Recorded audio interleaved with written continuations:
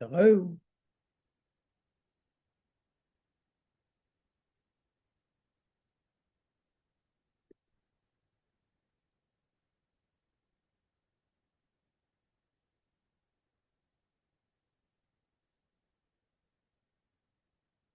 Hey, Joe. How you doing?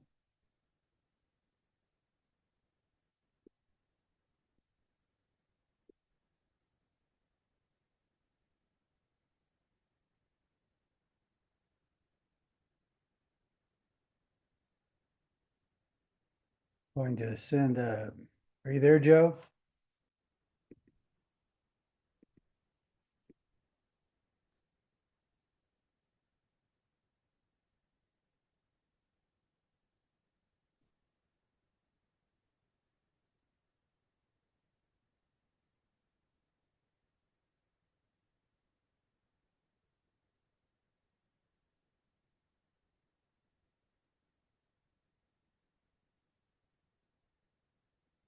Can you hear me, Joe?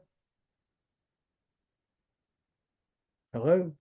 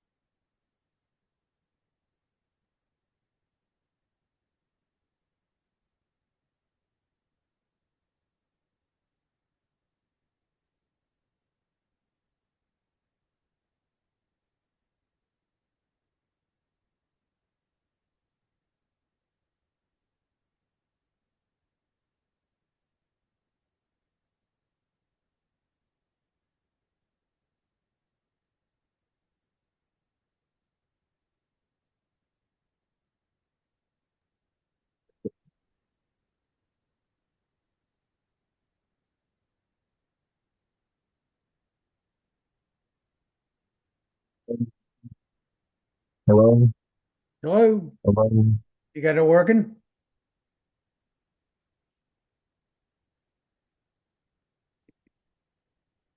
This Joe?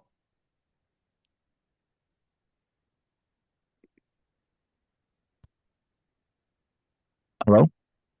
Yeah, Joe, can you hear me? Yes, I can. Sorry, I my kids kind of just ran through my room and No made problem. some noise up. No problem. I certainly understand that. Uh, okay. I'm just going to send out to the class a link, see if we can't get some more folks here. No problem. Hmm.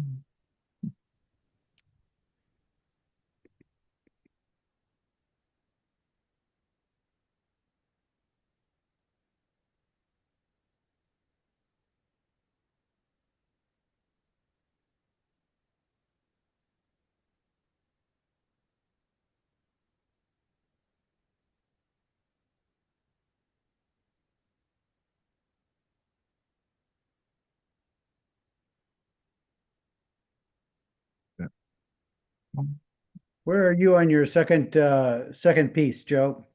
All right, so let's see if anyone's emailed me back. I doubt they have, to be all honest. Right. I emailed them like a You week sent me ago. sort of you sent me sort of an update, didn't you? Yes, and I wrote the draft last night-ish. And the government efficiency, the Florida Department of Government Efficiency updated their website. Actually, it's all over. I kind of want to go into it a bit more, because it doesn't seem like they're doing much of anything despite being an elected committee. But I have my draft written, and then I emailed basically 3 or 4 towns in the Big Bend area to see if they've ever had any interaction with the Florida government efficiency. And I emailed like the senator media teams, Colleen Burton and Corey Simon. and no response from them either, their media teams.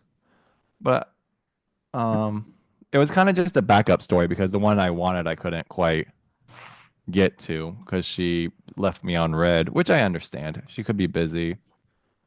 So, Uh, so tell everybody in the class sort of what your story is, who you've gotten, and what you're still looking for. so back in 2006, they Floridians elected the or voted for and approved the Florida Department of Government Efficiency, which is supposed to reduce costs, budgets, and identify waste. The department is supposed to meet quarterly or as needed. Each member, there's a 15-member task force, and each one sits on the task force for a period of 1 year. And this just came up. I brought this up because right Governor Ron DeSantis announced another task force that is supposed to meet for 1 year, identify fraud, waste, and he outlined a plan to cut 70 committees and reduce positions by 900 positions. So I imagine he's going to try and follow the same tactics as the Department of Government Efficiency, and he's going to target like union workers. They'll probably be in their probationary period. But I found it interesting. So if we like the most recent task force, it all needs to go like right, I think to like the Senate. Like I didn't do that much digging into where it goes, but they need to it needs to be approved by the House of Representatives of Florida, so any of the cuts they make.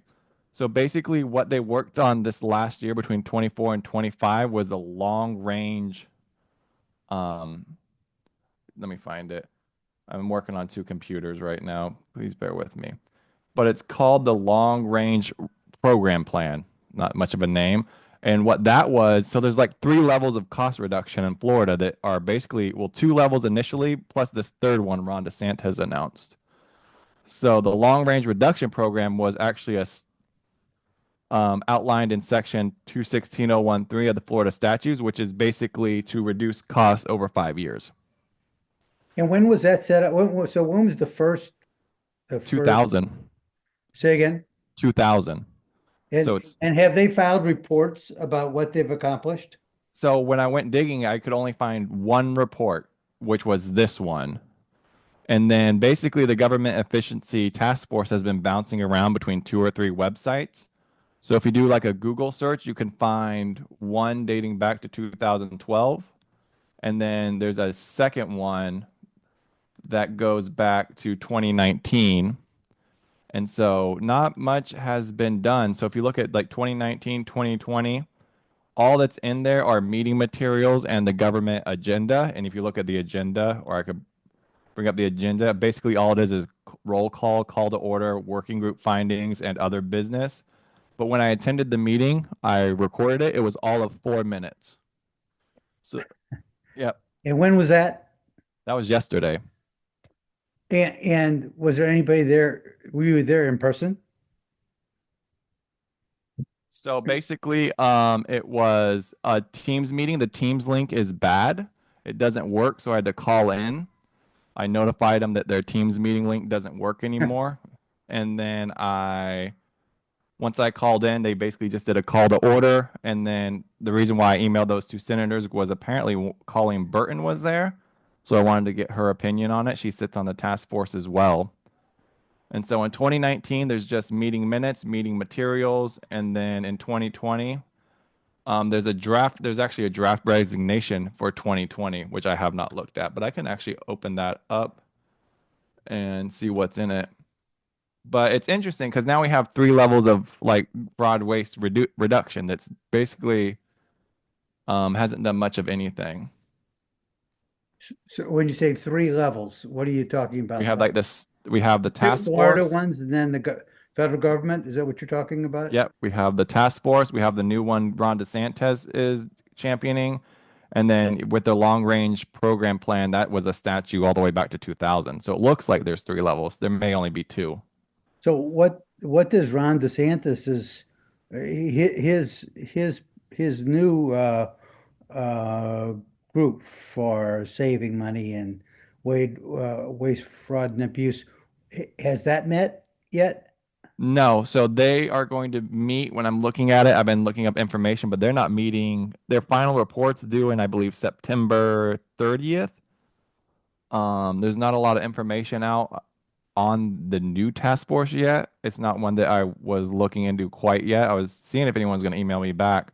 But basically, he just wants to sunset 70 state boards. This is what the Tallahassee Democrat wrote. Cut 900 positions, but it really seems like he's targeting public universities with it, right? To do independent reviews and look into government expenditures with that So one. does it have an office and a press contact? Um, I can look into it. I mean, it's something I need to look I into. mean, if it doesn't, then call the governor's office. I mean, so one question it seems to me you need to try to address, and it may be that this will be sort of the more in-depth story that we're talking about for the for the fourth article that fourth assignment. But because it sounds like there's quite a bit of reporting that you've done and that you still have to do.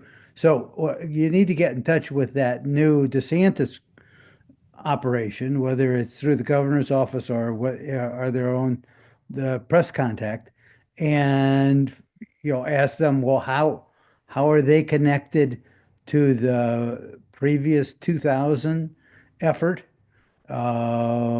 What do they know?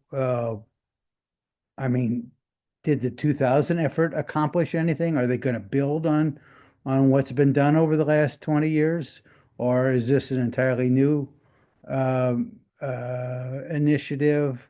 Where did they come up with the sunsetting of the seven, what did you say, 70 boards?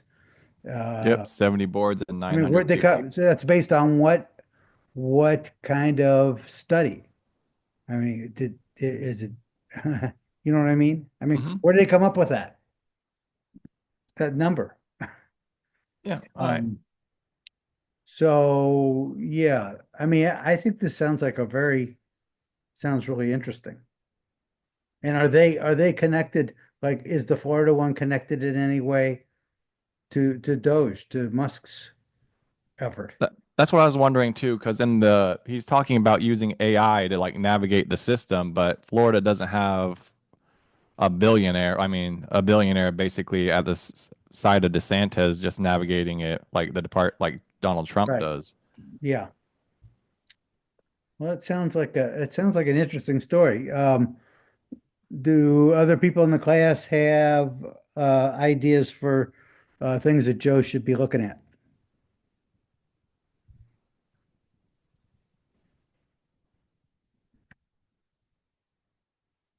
Harris is taking off and will return momentarily. Okay. Um, okay, I think that sounds like a good one. All right. Who else wants to present what they've got so far for for their second one? Let's see. Shar, you've already sent me yours, haven't you? Yeah, I finished it and it's not as exciting as Joe's, but Well, it's but it just was the, good. I remember it was good. Have you given any thought to what you're going to do for your next one? no, not yet. I've Okay. been really sick the past couple of days, Oh, so that's too bad. I'm sorry. yeah.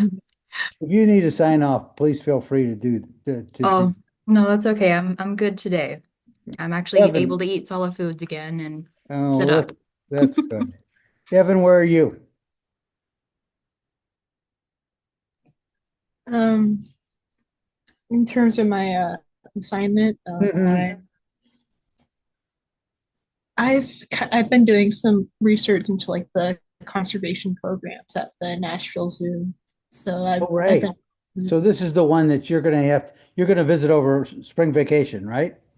yes, I will. Um, but we were talking about that also maybe is like a bigger project for maybe your last one. Were we talking in those terms? I can't remember. I'm not sure. I most likely could try and get an interview with someone at the Nashville Zoo and use that for my final project. Yeah, it would be good to get an interview while you're there. Maybe you should try to see if you can't get it set up since it's what is final let's see. We're only 10 days away from spring vacation, right? And Yes. weren't you focusing on one particular animal? Yes, it's this species of salamander called the hellbender. It's Oh, right. native to Tennessee. They do uh, captive breeding programs. Um, so the sort of the hellbender as an example of what the different kind of work they're doing at the Nashville Zoo. Is that the idea? Yes. How is their handling of the hellbender different than maybe traditionally it's been handled? Specifically, what I've looked into with the hellbenders, salamanders, they fertilize their eggs externally, so they'll need a male to like deposit sperm onto eggs. So it's very difficult to replicate that, but they've made the technology to actually reproduce that so that they can make successfully have uh, fertilized eggs. And So they're fertilizing the eggs without having any males there? I believe males are still involved, but it's very hard to replicate the natural process of fertilization in captivity. Uh-huh. So they've it's very exciting that they've found a way to replicate it with technology. It sounds interesting. Um, I think it'll be a good story or two. You could possibly make this if there's more than one story that comes out of it. I mean, like one story might just be, so how does this new process of fertilizing these salamander eggs, how does it work? And how is it that it's able to be done now, whereas it wasn't before? Um, and then another might just be the whole different approach that the Nashville Zoo is taking from as compared to other zoos. I mean, that's just an idea. Um, Anybody have any thoughts for Evan? Okay. Grace, welcome. I gotta give you guys some credit here before I forget. Are you there, Grace? Yeah, I'm here. Where are you on your second assignment? I just sort of have like an idea right now. The Okay. Formula One season is starting up. They're doing testing right now, and the first race is going to be in Australia, like March, I don't know, maybe 11th. It's a So Sunday. Formula One that's car racing. Yes, And single seat car so racing. what's your idea for the story? I just sort of wanted to like position it as like coming into the season, like all of the anticipation surrounding it. There's a lot of new rookies this year. There were a lot of like major upsets when people were switching teams last season. Like Lewis Hamilton left Mercedes and went to Ferrari. That was like a really, really big switch for him, considering he won like 7 world championships with Mercedes. So it's sort of just like a preview into the season, what to know, what to expect, and kind of depending on when I write it, it may include the first race. I'm not entirely sure yet. So why is it you're so interested in car racing? Um, I don't really know exactly, but I've been watching it for the past like 2 or 3 years now. So it's just something that I know a lot about and I'm very interested in. Uh, and so when does the season actually run from? They have a couple breaks. So I think they have a summer and a winter break that are about a month long, but the season usually runs from like mid-March to maybe like early December. And then there's just like an off period for like 4 or 3 months So before testing this is the starts. beginning of the season. Yes. Yes. And are there favorites to win, like one or two or 5 or 10 favorites to win the That's races? sort of the fun part about it, I guess, is it's like it's very variable. Like everyone I've ever talked to about it, if they are watching it, they all have different teams you're rooting for. Sometimes you're rooting for a team, but then you're rooting for a specific driver that's on a different team because you just like them, even if they're not with a team that you like.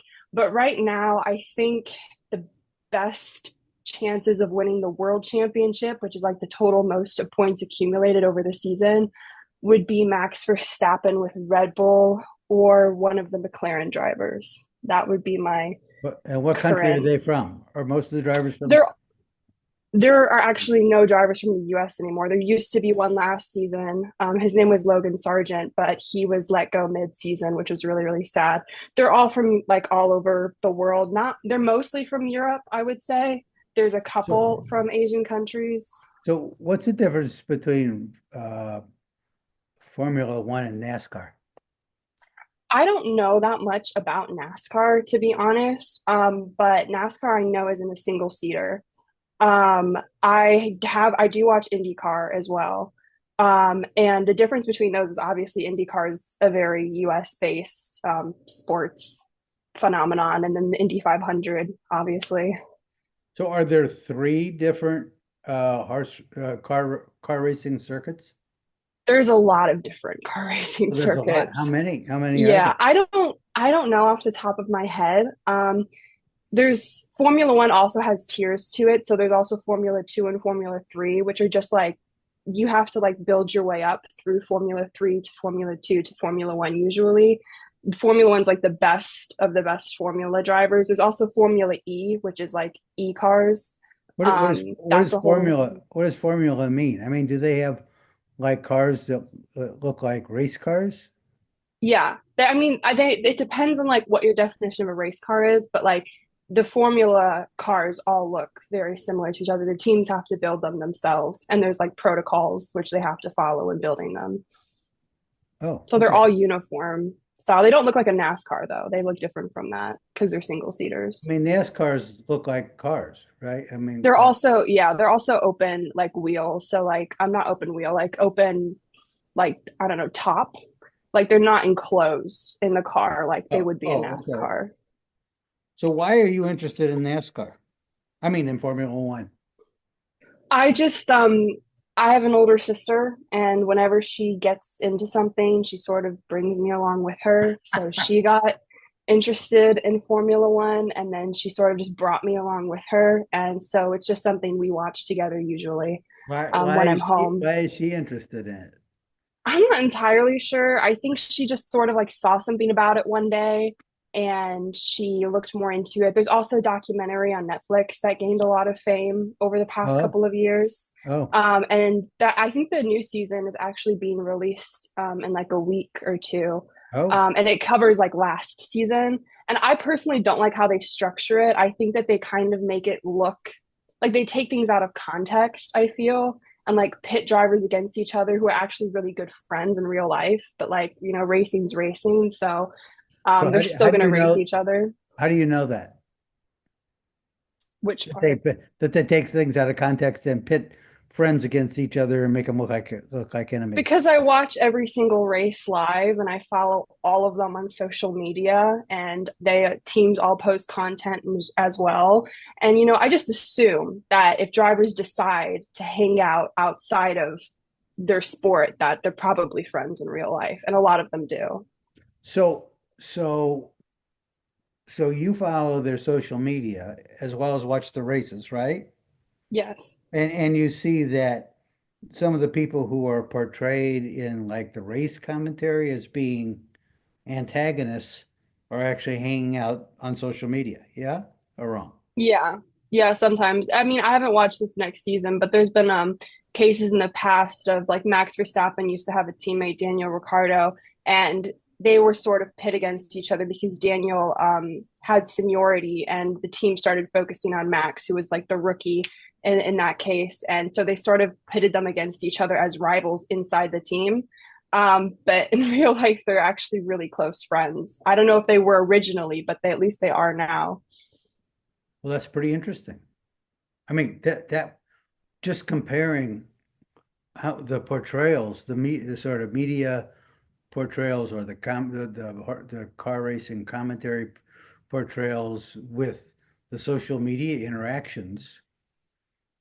I Yeah. mean, would you be able to like pull together the content from those two different things and compare them and sort of to make the argument that some of the people who are portrayed in Formula One racing commentary as being enemies or antagonists are actually good buddies on social media. Is that Yeah. am I pushing you too far, or is that something you think I don't you? know. I mean, there's been a lot of drama within like F1 currently because the FIA, which is like the governing body of the sport, so they like, sort of decide like penalties, general rules, right, regulations and stuff like that. They've been getting like a lot of fire recently because they've been like really harsh towards the drivers and restricting what they say. So like in the past when I started watching, like there wasn't a lot of restriction on what the drivers could necessarily do or say within reason. But now they're starting to talk about not showing radio messages. Like during the race, like if there's a radio message, they'll pop it up on screen so you can hear what the drivers are saying to the team. And now the FIA is talking about taking those away completely because of swearing issues, which I think is stupid because I mean they're all grown men. They're gonna swear, especially when they're driving like hundreds of miles per hour and almost hitting people constantly. So there's been a lot of issues with that. They've given some drivers like community service in the past for swearing, and a lot of the drivers they came together, all of them last season, and wrote a letter to the FIA basically saying the relegations that they were imposing on like the driver's speech during radio messages and during conferences was unfair and just unreasonable. So there's been a lot of debate about that recently as well. I think that's really interesting also. I mean, I can see like three different stories. Well, one would be just explaining for somebody who's stupid like me, what's the difference between NASCAR and Formula One and how many different racing circuits are there and how are the cars different and how are the fans different and blah blah blah. Just sort of like a car racing for dummies kind of explanation. Um, that's one possibility. Actually, the very most interesting one you have cited is the last thing that you just were talking about how the car racers are complaining about their speech in these radio messages being restricted or not, not being the rules against broadcasting them.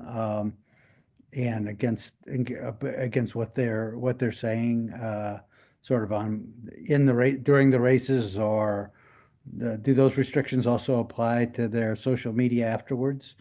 Um, at any rate, that's sort of like this almost like a free speech kind of thing.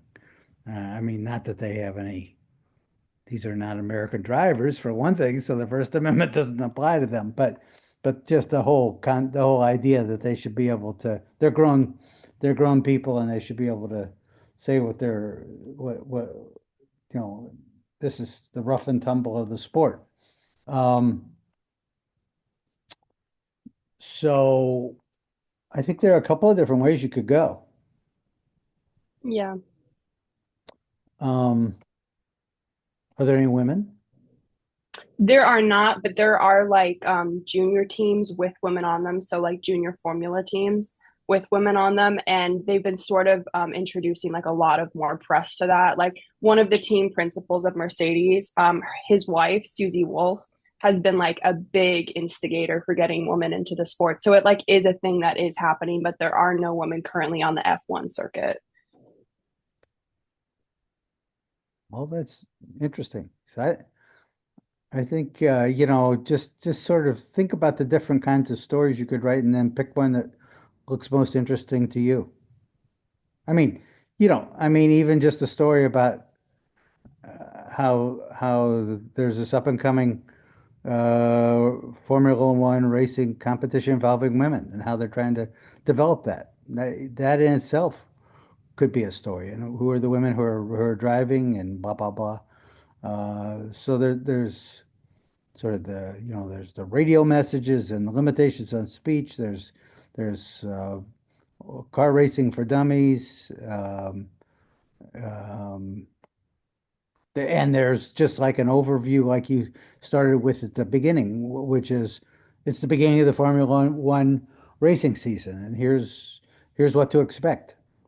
Um, and in a story like that, you could probably get in background. Formula One's just like one of various kinds of car racing. It's different from NASCAR in that they have specially built, specially built cars that are built to certain kind of specifications, whatever. It sort of explains that for those who don't know. So I think those are all good ideas. Yeah, thank you. Okay. Eris, are you back? Yeah, How's it going? You got I'm any? all right. Where are you on your story? Um, I don't really kind of at a standstill right now. I don't really have anything. What do you tell me something you're interested in? Um, I mean, like, I don't really know. I have like, there's all the like my org and stuff that I'm in, and then um, outside of that, I guess I'm just a plain guy. You know, sports. You know, anything. I'm not hearing you too well. Anything that most people are interested in, I'm also probably interested in. So I don't really like. I don't know. I kind of not really coming up with anything. Um, well, so tell me stuff you're interested in detail. Give me some details of what stuff you spend your time doing, what things that you're interested in, you're passionate about, that you'd like to be able to tell more about or write or find out more about. Um, I work. I don't really. I feel like I'm just always busy. I don't really have What do you work doing what? um besides being a student, I'm a mentor and I used to coach as well, and then I used to be a caregiver as well. You So say caregiver? yeah, Uh, so who do you mentor? other students, and then also at my old high school, um, same thing. So Well, what do you uh, mentor them about? I mean, what do you tell them? What are you trying to get across to them? uh, really just good habits going into college, and so like especially for like my diaspora of students, I'm a African American male, and for the most part, my diaspora of students don't really they are like the most susceptible to not returning after their first semester of college. Yeah. And so what I do and what I did is like I created an organization my freshman year on campus where I created an LLC, a living and learning community with the rest of the students or with a group of students that look like me. Um, and we every year and every semester that students come onto campus, we take African American students and we move them on and into or African American males, and we move them in with the rest of the students or with the rest of the students that were already a part of the organization. So like imagine like a whole floor if you've ever been on SIUC's campus or like in the dorms. Yeah. Imagine just like a whole floor of them or a Uh-huh. whole floor of African American males. And so the whole point of it is not only because uh, we can kind of teach them, you know, but also to give them like a sense of community. And so what that does is like instead of them just like blowing work off, the older students that are there that they also consider their friends and value their opinion. The older students there will give them advice. So, for example, uh, there's a um, there's a student who came to me and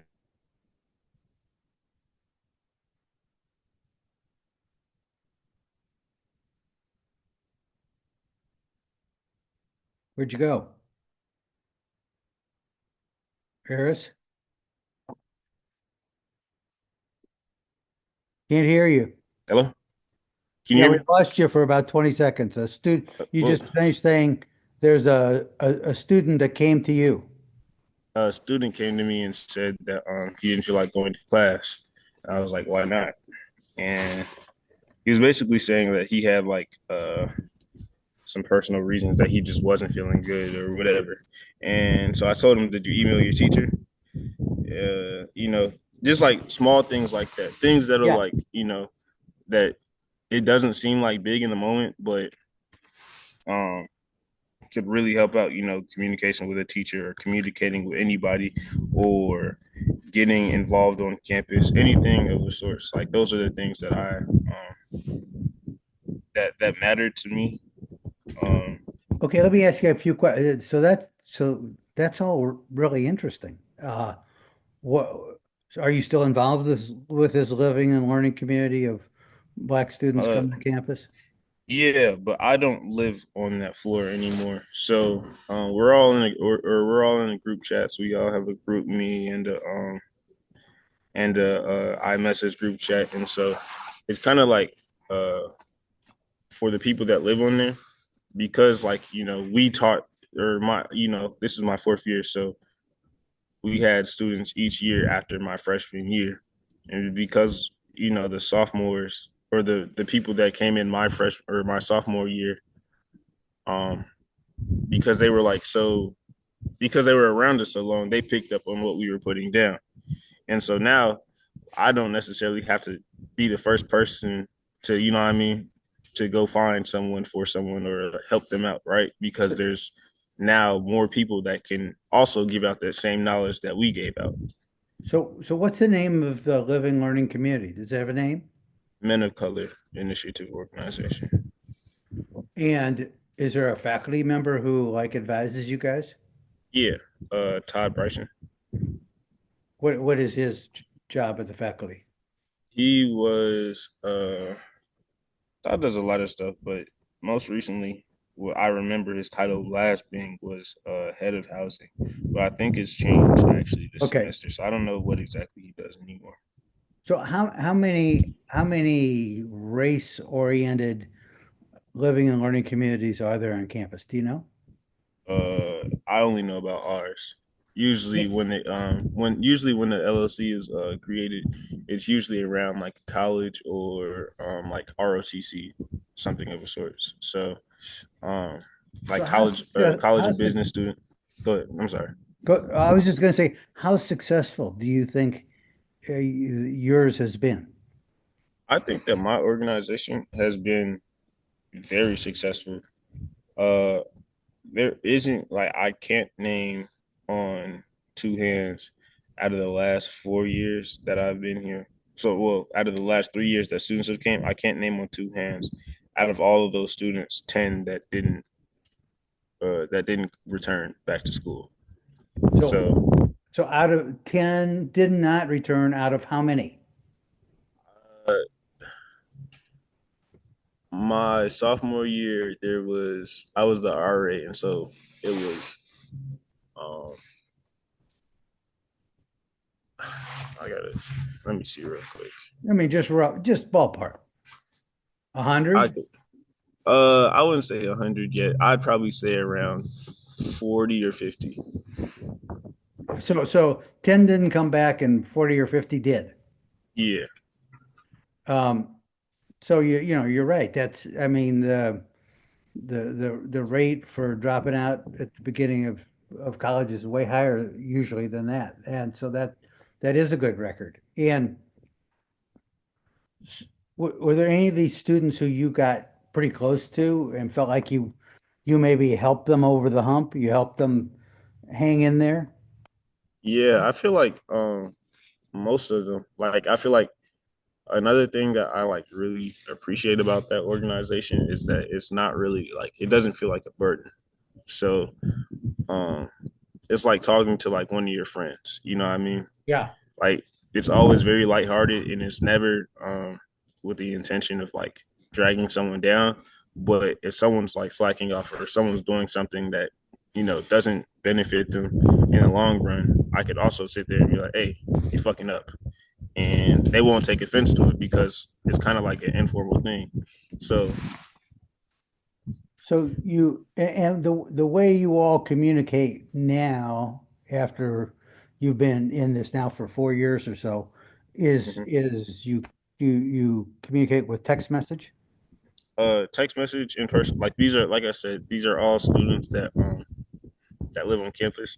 So a lot of the time I'll see them, and Uh-huh. it's kind of so if I don't see them, I could call them, text the group chat, um, or text one of the other people that you know that see them more often than I do.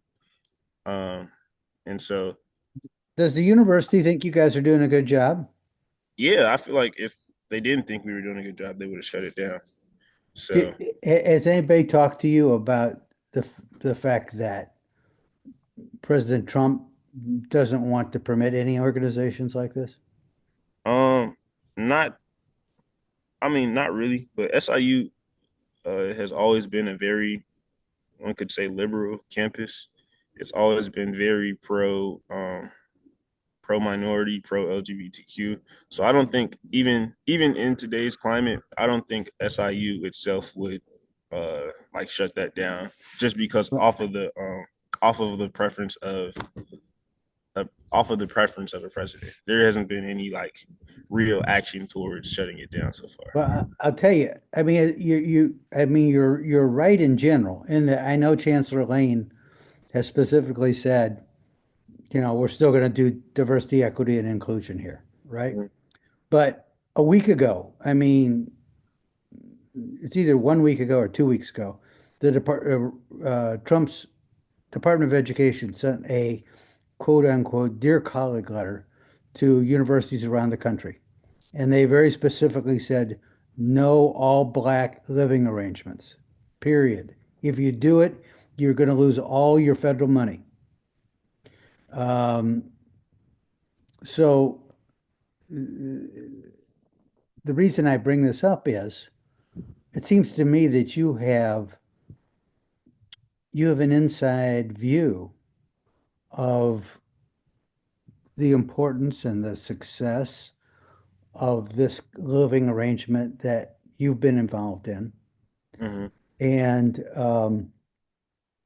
if you could write a story that, through little vignettes, like you were just telling, the guy who didn't feel like going to class, and you point out to him, well, did you at least tell the teacher you weren't coming, that you were feeling bad, or whatever?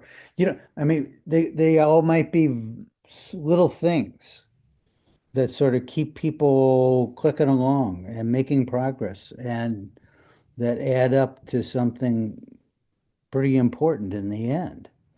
Yeah. So, I mean, I could sure see you writing. I mean, you wouldn't have to. I mean, you could do this one of two ways. You could just say, describe your experience as a mentor in this living arrangement that's been very successful to your eyes, and how you've kept kids, young men, young black men going forward at SIU. Uh, or you could write it as like a letter to the president.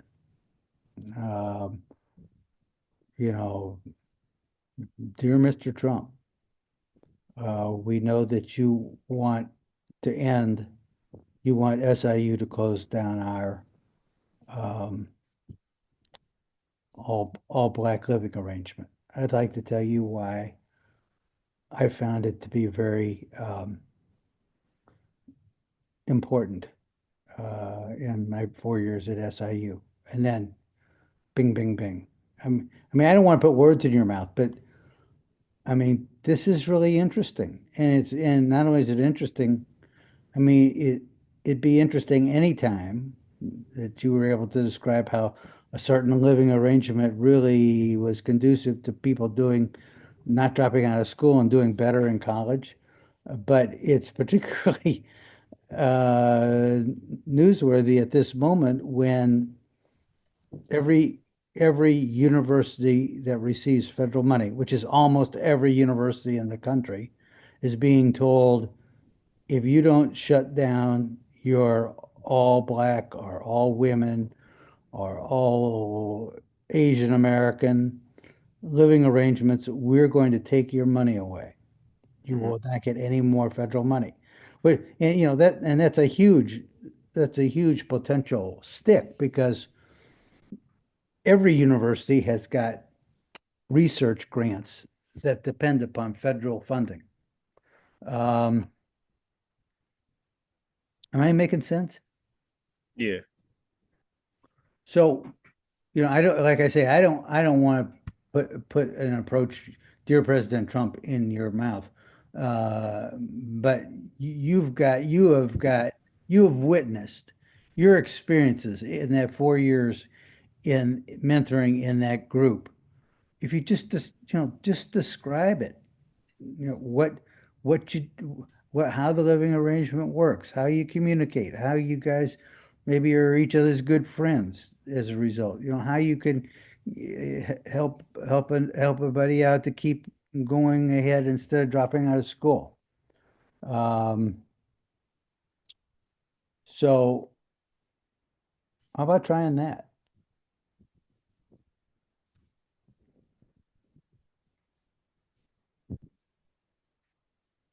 Okay. Yeah. Okay. Sounds like it's something that you care a lot about and spend a lot of time doing. Yeah. I definitely do. Yeah. Yeah. And okay, so I'm suggesting that you do this in a very personal way. I mean, a lot of a lot of the papers that people have been writing are like news stories that you might publish in the Daily Egyptian or something. Or Hmm. um, I'm suggesting this would have to be a first person kind of thing. I mean, most of those news stories, I'm telling people, don't put yourself in it. Just report the facts. Here, I'm saying this is a first person. This is your personal experience, things you have observed yourself. So you're going to have to use I and me, in it, uh, Yeah. and personal examples of things that how you have mentored your friends and how you have seen this or that friend. And you can use anonymous, you can just use their first name or something, or if they want anonymity. But it'd be great if you can use their real names. But if you say you help some guy out of a tough situation and he doesn't want his name used, then it's okay. You can use his first name or use a pseudonym, so you can get around that. But Right. but but use your name. I mean, we want you to write in your name and your very personal experience, which you've observed firsthand. Gotcha. Okay, give it a shot. Sure, sure. I see that you got your third idea for a paper about the library systems in Illinois, why people should take advantage of them. Blah, blah, blah. The branch libraries, it's a grander scale version of branch libraries and a single system over 500 central and southern Illinois libraries. Wow, that's pretty neat. Yeah, that looks like a good story. So get yourself recovered and go after that one. That looks good. Um, who hasn't who hasn't presented their idea? Okay, let's spend a few minutes talking about the couple of stories that I sent to you. I mean, I sent three stories over the week. One of them was it was a story that a fellow by the name of Ezra Klein, who does a podcast and that's published in the New York Times wrote. And it was about how about his interview with this person who, I mean, his background was he had voted for Trump in 2016, didn't vote for anybody in 2020, voted for Trump again in 2024.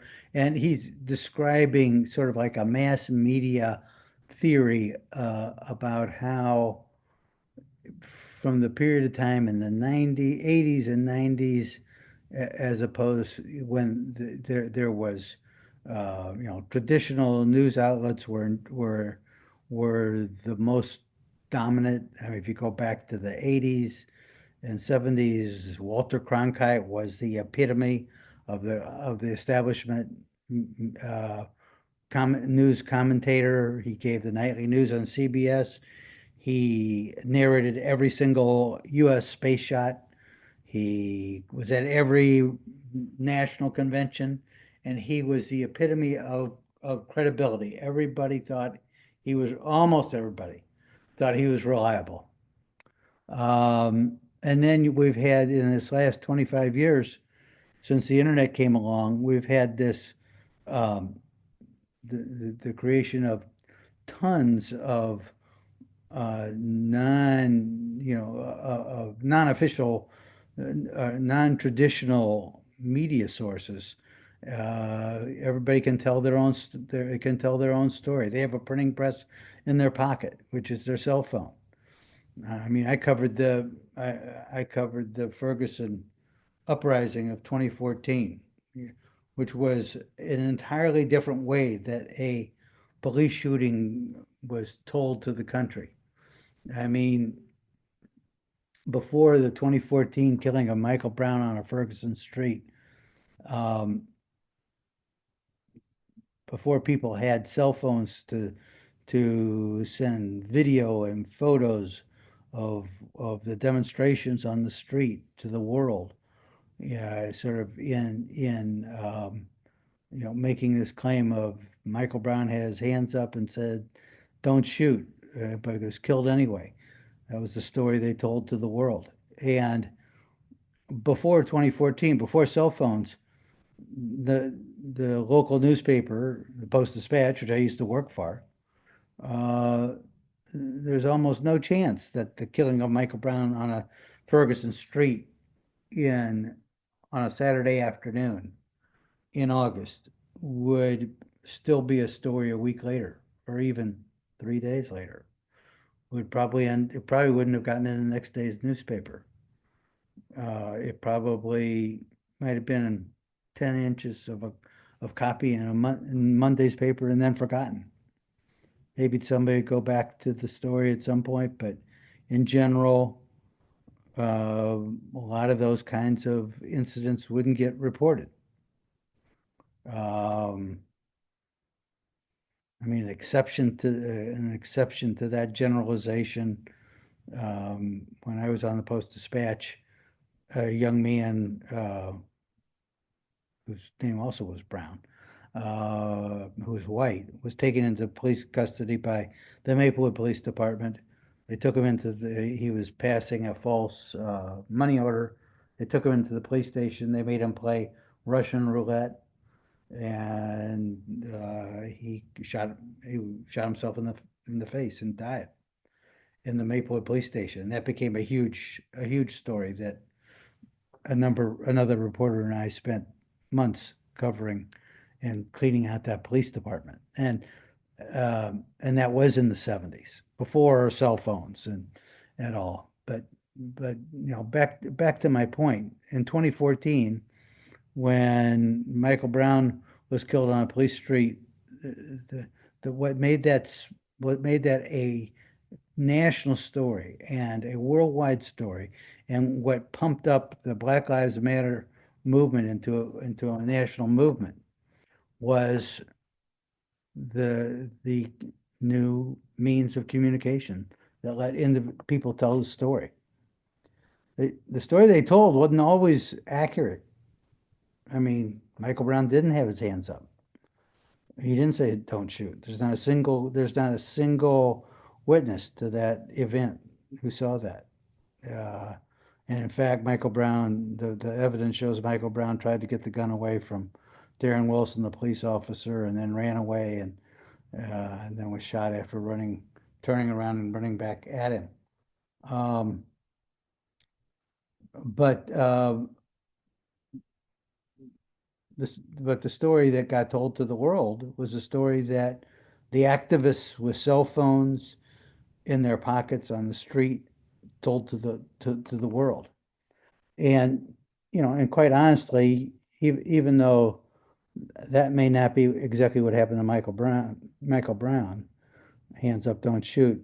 It it it does. There are certainly hundreds, thousands of examples uh, of black men being stopped on the street. In Michael Brown's case, he was stopped for jaywalking initially, and ending up getting shot by the police officer. So there behind the myth of hands up, don't shoot, there was a real factual predicate of a lot of black men getting killed by white police officers on streets after minor traffic incidents get blown up into big confrontations.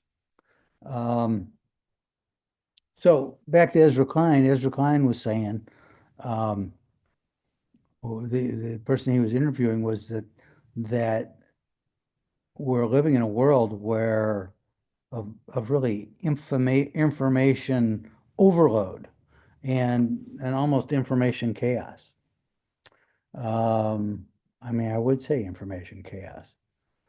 Did you guys see that? Did you guys see that video that the White House, AI generated video White House put out yesterday of uh, kids running in the streets of Gaza, and then pictures of Elon Musk eating Middle Eastern food and dollars raining down on him, a gold statue of Trump, and it concludes with Trump and Benjamin Netanyahu sunbathing on the Gaza beach, where there have been all sorts of buildings and hotels and casinos built.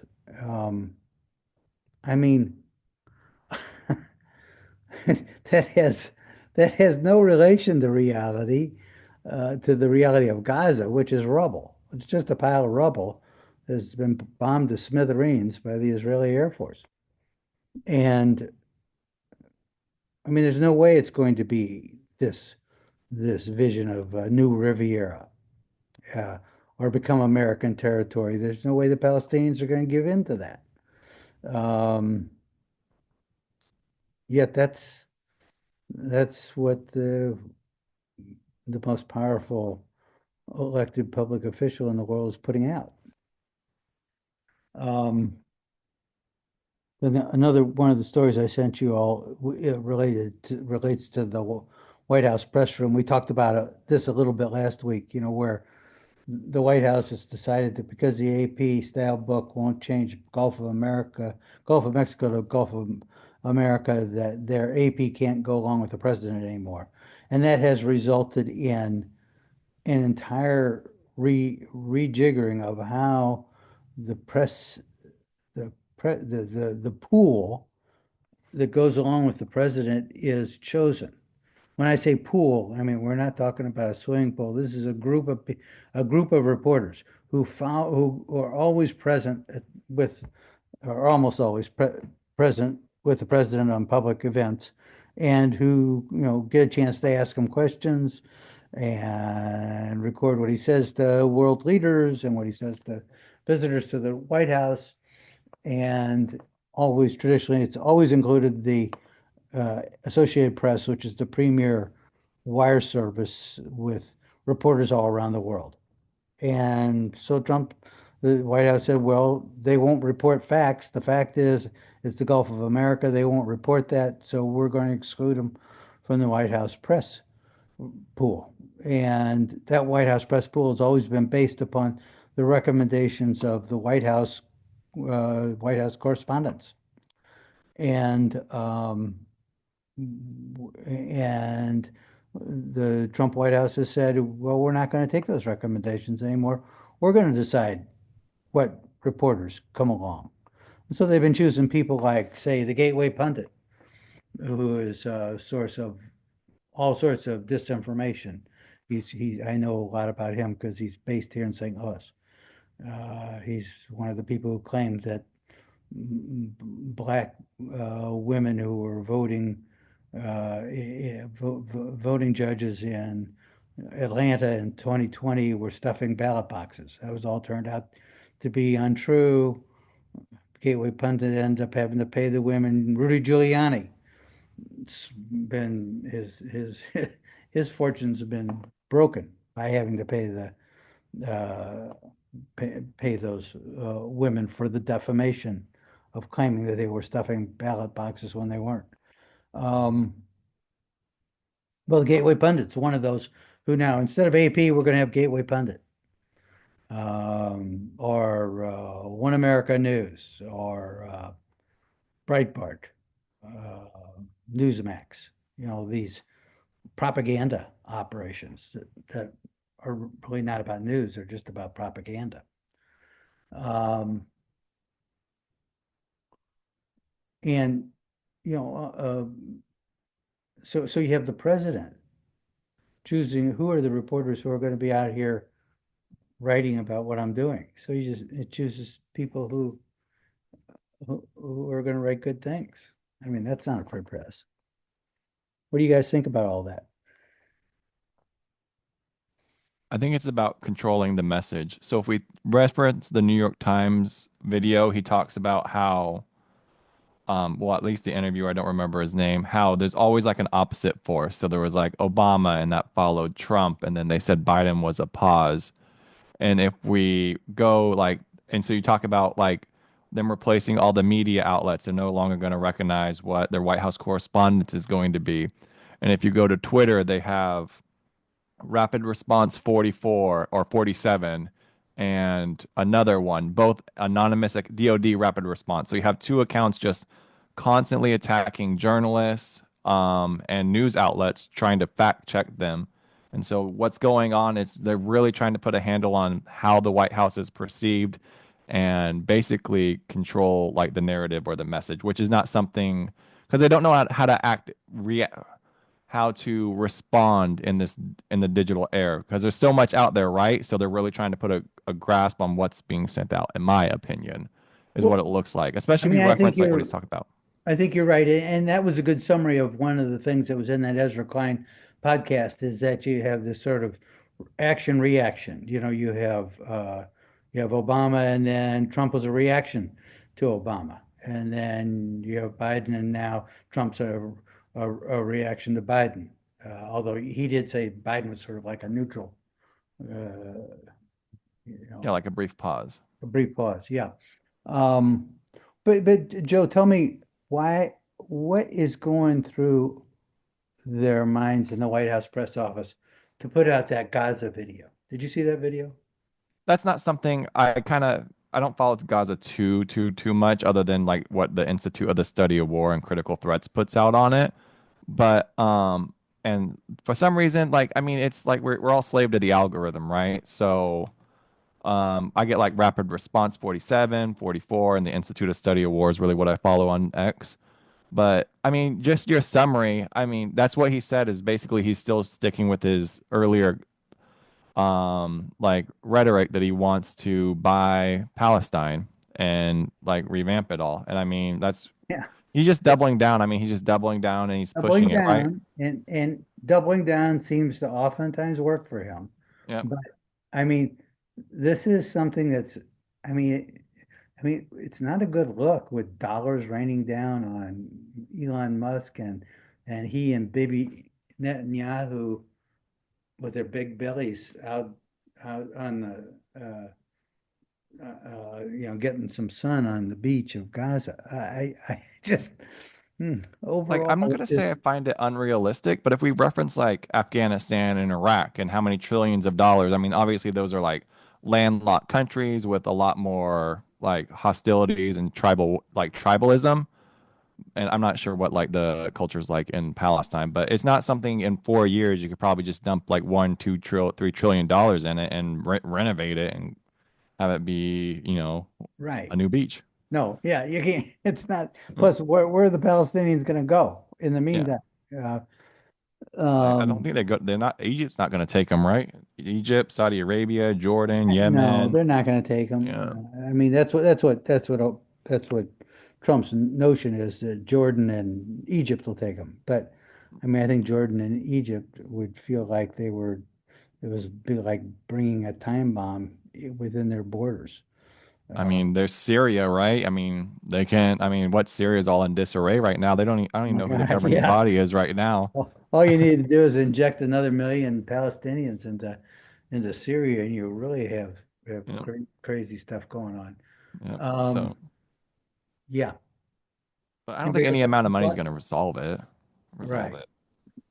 right. I mean, I feel like I can pretty certainly predict that I am not going to see, even though in my lifetime I have seen Arab and Jewish leaders go to the White House and go to Camp David to supposedly begin the path to peace. I feel very confident that I'm not going to see peace in the Middle East in my lifetime. Well, it's all Iran and Pakistan, right? Iran, it's all Hamas is funded by Iran and Yemen and through Egypt, Right, right? right. So they'd all have to get on board. And so, Right. yeah, I truly don't know. I don't know either. Okay. Anybody else have something to say about this rambling conversation about um, we are living in a time, I mean, I feel like we're living in a time of chaotic information and misinformation, and the rapid fire way in which President Trump has been cutting off money and firing people, and with Elon Musk out front is just has been adding to the chaos. I mean, there's like 30 lawsuits against things that Trump has done. I had Right. breakfast today with a friend of mine I used to work in the Washington Bureau of the Post-Dispatch with, and his wife worked in the State Department, and he has a son who works worked in a USAID, a nonprofit that was mostly funded. Half of the funding was from USAID. That son had just bought a house. He's a vice president of that not for profit, and he had just bought a house in San Francisco for $1 million. And they just got told that they're going to lose all of their funding, and so their nonprofit will probably go out of business.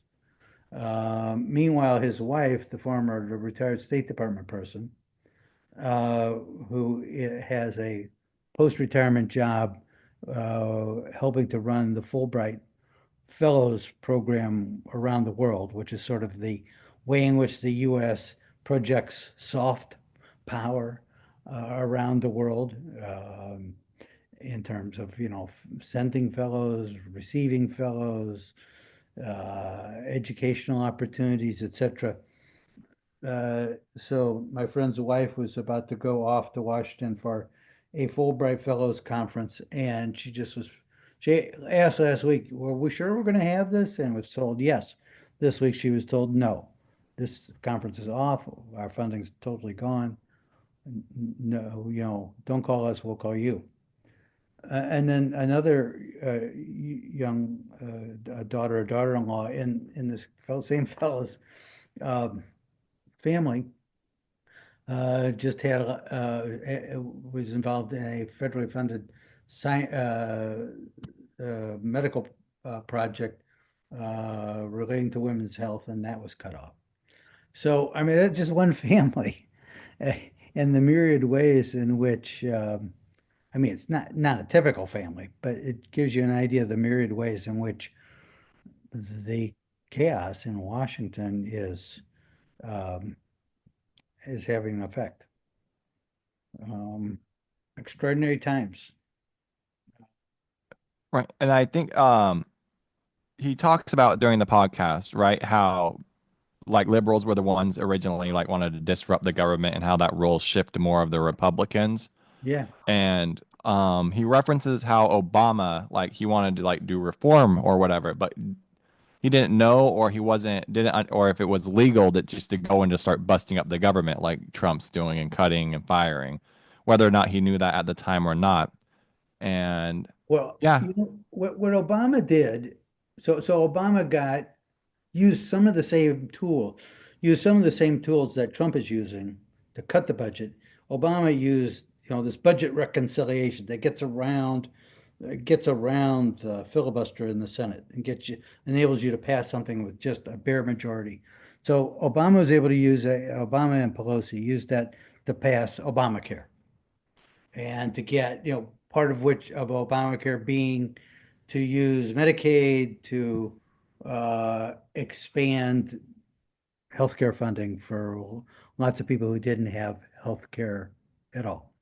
Well, that had the reaction of um, the what were they called? The Tea Party? Is that right?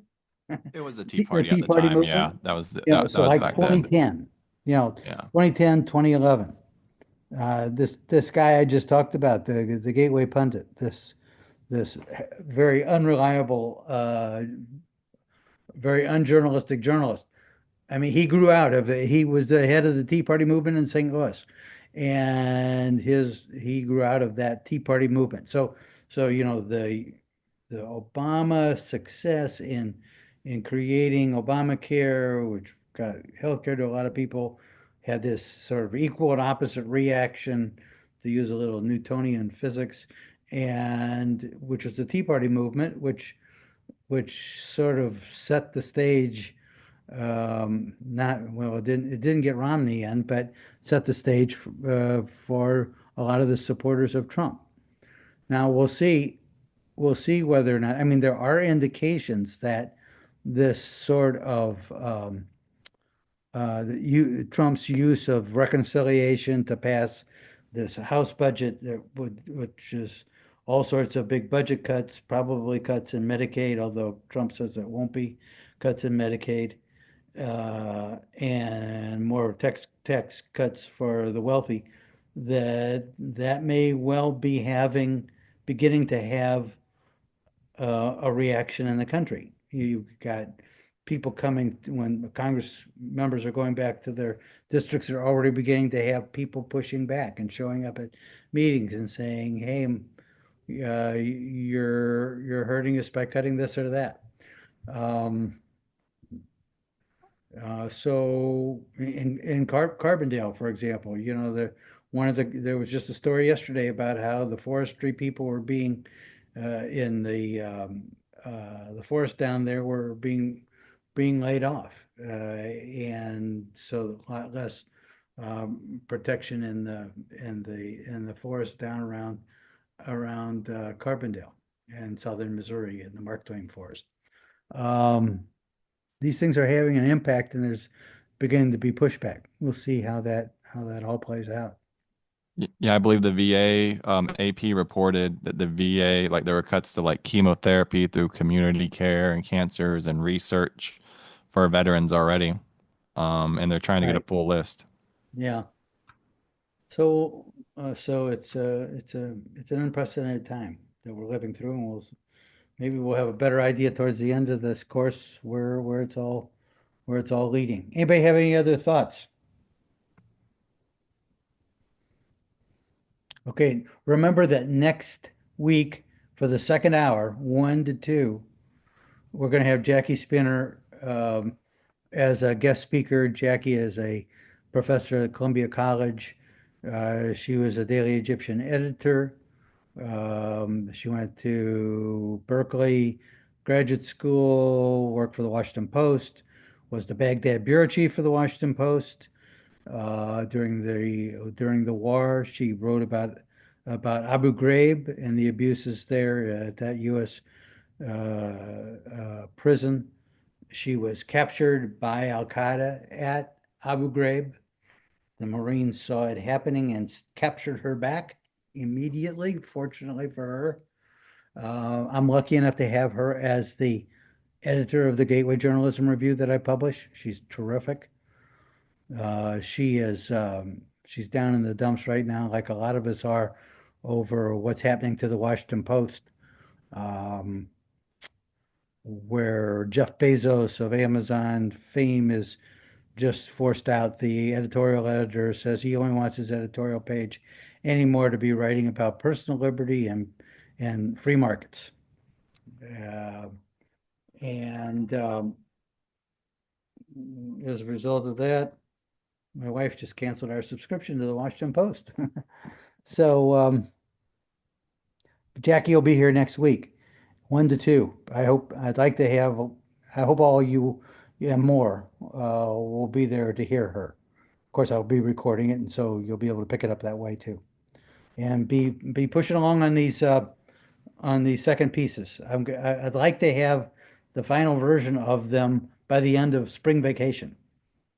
I don't mark people down for late pieces, but you don't want to get up against having to write 2 more at the end of the semester and having trouble getting them all done. All right. See you next week. Bye-bye. Thank you. Bye.